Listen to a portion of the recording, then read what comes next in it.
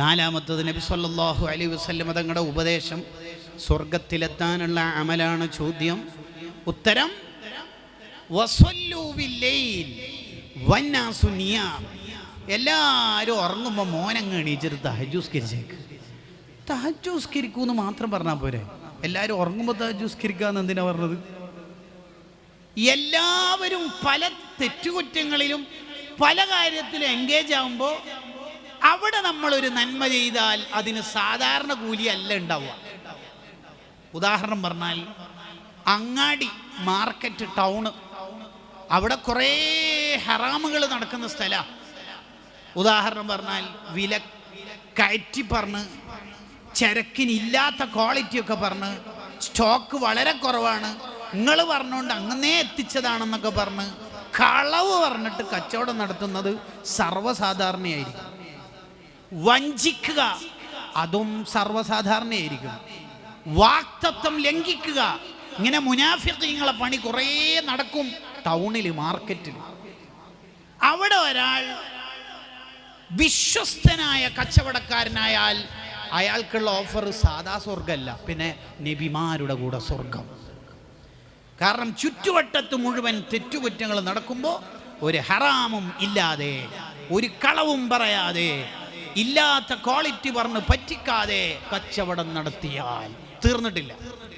ഒരാൾ വണ്ടി എടുത്ത് പോകുമ്പോൾ മാർക്കറ്റ് എത്തി, അയാൾ സാധനം വാങ്ങാൻ ഇറങ്ങട്ടെ ഇറങ്ങാതിരിക്കട്ടെ, അതിലൂടെ പോകുമ്പോൾ അയാൾ ലാ ഇലാഹ ഇല്ലല്ലാഹു വഹ്ദഹു ലാ ശരീക ലഹു, ലാ ഇലാഹ ഇല്ലല്ലാഹു വഹ്ദഹു ലാ ശരീക ലഹു, ലഹുൽ മുൽക്കു വലഹുൽ ഹംദു വഹുവ ഹയ്യുൻ ലാ യമൂത്ത് ബിയദിഹിൽ ഖൈർ വഹുവ അലാ കുല്ലി ഷൈഇൻ ഖദീർ എന്ന ദിക്ർ ചൊല്ലിയാൽ 10 കോടി പ്രതിഫലം.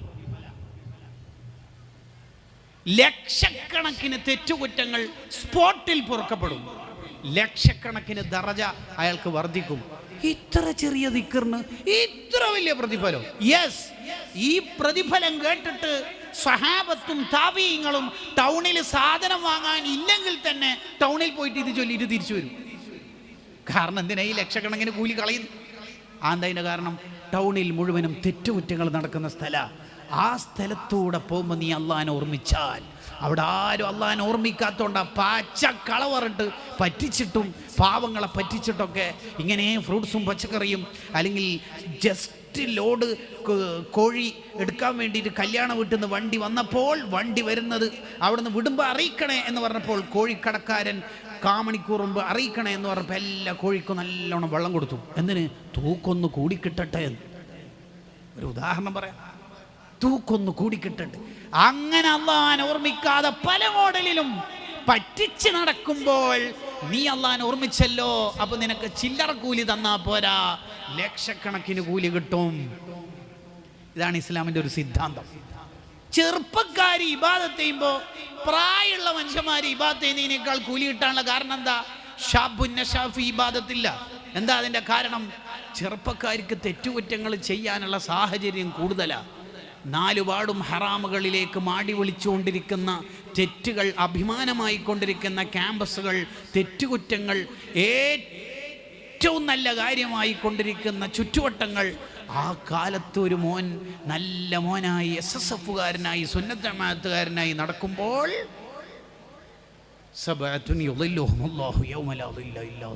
അവർക്ക് അർശിന്റെ തണൽ കിട്ടും. അതാണ് ധർമ്മപുരി സമ്മേളനത്തിൽ വടകര മുഹമ്മദ് ഹാജി തങ്ങൾ ഉസ്താദ് പറഞ്ഞേക്കണത്.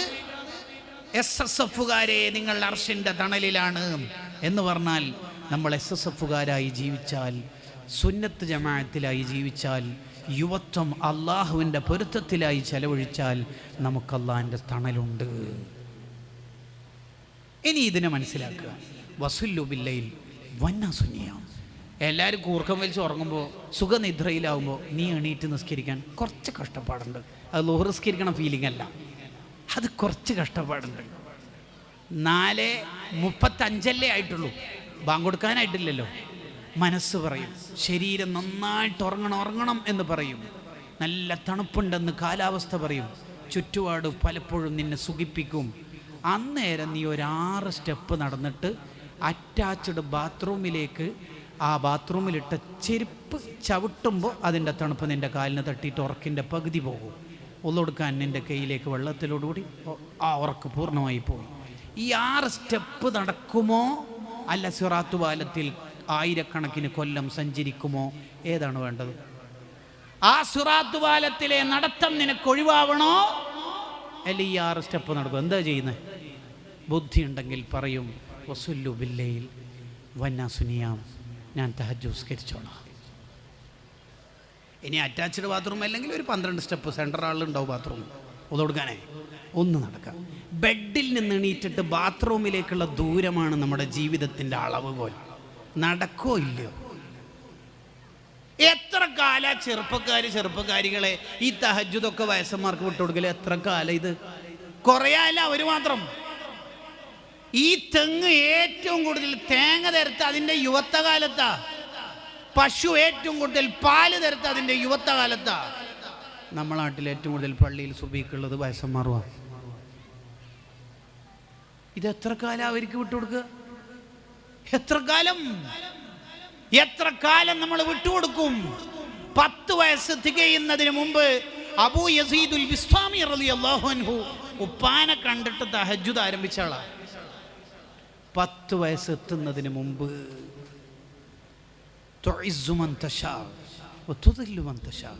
അള്ളാഹു ചിലരെ നിലംപരിശാക്കിയിടും, നീന്നിച്ചിട്ടിടും. നീ അങ്ങ് ഉയരണ്ടെന്ന് പറയും. എന്നാൽ ചിലരെ തൊയ്സു, ഉയരങ്ങളുടെ പടവുകൾ താണ്ടി അത്യുന്നതങ്ങളിലേക്ക് എത്തിക്കും. ഈ ആയത്തിൻ്റെ തഫ്സീർ സിറാജുൽ മുനീർ ലിസ്വാഹിബുൽ മുഗ്നി ഇമാം സയ്യിദുന ഖത്തീബ് ഷിർബീനി റഹിമഹുല്ലാ പറയുന്നെന്താ അറിയോ? അള്ളാഹു ഉയരങ്ങളിലേക്ക് എത്തിക്കാൻ ഉദ്ദേശിച്ചാൽ അയാളെ അള്ളാഹു ചെയ്യുന്ന പരിപാടി എന്താ പറയുക? അയാൾക്ക് തഹജ്ജുദ് നിസ്കരിക്കാനുള്ള തൗഫീഖ് കൊടുക്കും. തഹജ്ജുദ് നിസ്കരിക്കാനുള്ള തൗഫീഖ് കൊടുക്കുന്നുണ്ടെങ്കിൽ മനസ്സിലാക്കാം അള്ളാഹ് ഏറ്റെടുത്തിട്ടുണ്ട്. ആരാരുമില്ലാത്ത ഘട്ടത്തിൽ അള്ളാഹിനോട് സ്പെഷ്യൽ കോൺവെർസേഷൻ നടത്താൻ അള്ളാഹു സെലക്ട് ചെയ്തിട്ടുണ്ട്. പിന്നെ എന്താ നമുക്ക് തഹജ്ജുദ് നിസ്കാരം പതിവാക്കാൻ കഴിയാത്തത്? അതിൻ്റെ ഉത്തരം കൂടി പറഞ്ഞ് ഞാൻ എൻ്റെ സംസാരം അവസാനിപ്പിക്കുന്നു. ഹൃദയത്തിന് രോഗം ഉള്ള ഒരാൾക്ക് തഹജ്ജുദ് പതിവാക്കാൻ കഴിയില്ല.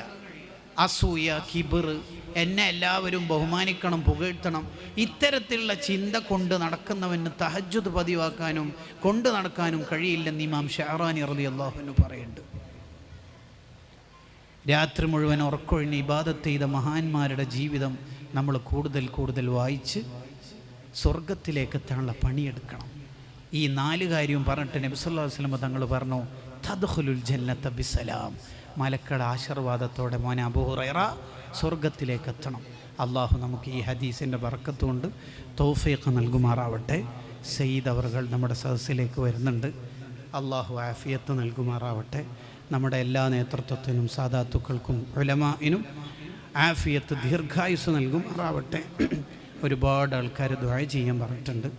പ്രത്യേകിച്ച് നമുക്ക് വളരെ വേണ്ടപ്പെട്ട ഒരാളുടെ മകൻ ഒരു പ്രയാസത്തിൽപ്പെട്ട് പ്രത്യേകം ദുആ ചെയ്യാൻ പറഞ്ഞിട്ടുണ്ട്. അള്ളാഹു അവരുടെ പ്രയാസങ്ങൾ നീക്കി കൊടുക്കുമാറാവട്ടെ. അവരുടെ കുടുംബത്തിന് അള്ളാഹു ഖൈർ അടുപ്പിച്ചു കൊടുക്കുമാറാവട്ടെ. അള്ളാഹു നമ്മളെല്ലാവരെയും മുഴുവൻ ഷർറുകളിൽ നിന്നും, ബലാ, മുസീബത്ത്, ഫളീഹാത്തുകളിൽ നിന്നും രക്ഷപ്പെടുത്തുമാറാവട്ടെ. അസ്സലാമു അലൈക്കും വറഹ്മത്തുള്ളാഹി വബറകാതുഹു.